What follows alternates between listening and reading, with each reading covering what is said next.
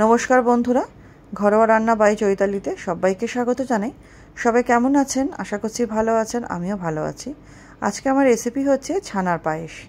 এটি পুরনো দিনের একটি হারিয়ে যাওয়া রেসিপি। মা ঠাকুমারা তো আগে প্রায় করতো, এখন সময়ের অভাবে করা হয়ে ওঠে না, তাই ভাবলাম আজকে একবার করি।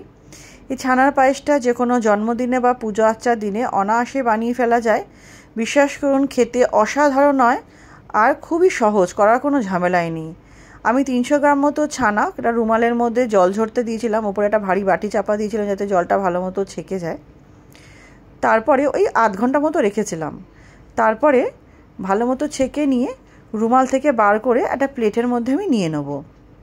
নিয়ে ছানাটা না হাতের সাহায্যে একটু গুঁড়ো গুঁড়ো করে নেব, যাতে পরে আমার দুধে মেশাতে সুবিধা হয়।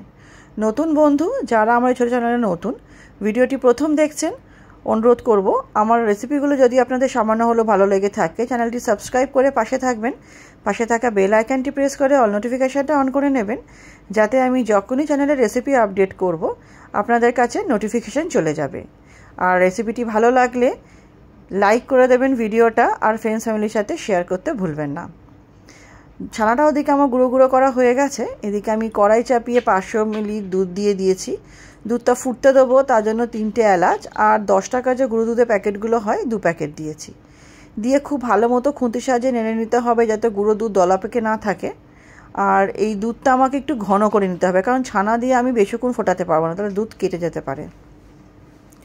তাই আমি খুন্তির সাহায্যে ভালো মতো নেড়ে ছেড়ে এটা আমাকে একটু ঘন করে নিতে হবে। ঘনটা আমাকে সময় নিয়ে করতে হবে।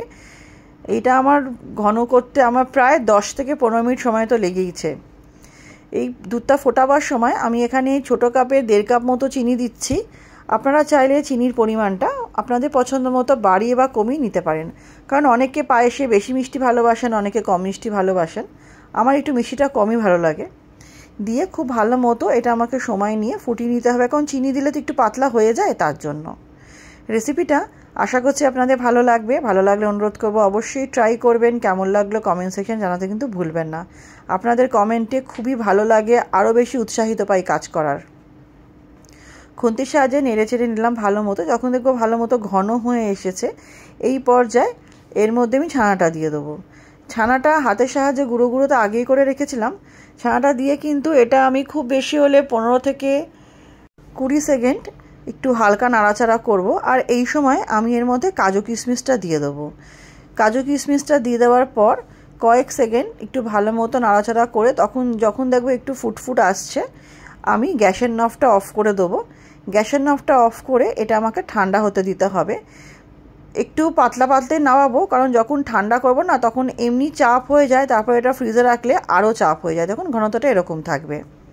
ফ্রিজে রেখে ঠান্ডা ঠান্ডা পরিবেশন করুন। বাড়িতে অতিথি আসলেও তাদেরকে দেবেন, তারা খুব ভালোবেসে খাবে। তাহলে চলুন, ভিডিওটা আমি আজকে এখানেই শেষ করছি, রেসিপিটাও এখানে শেষ করছি। নেক্সট দিন আবার হাজির হব। সবাই খুব ভালো থাকবেন।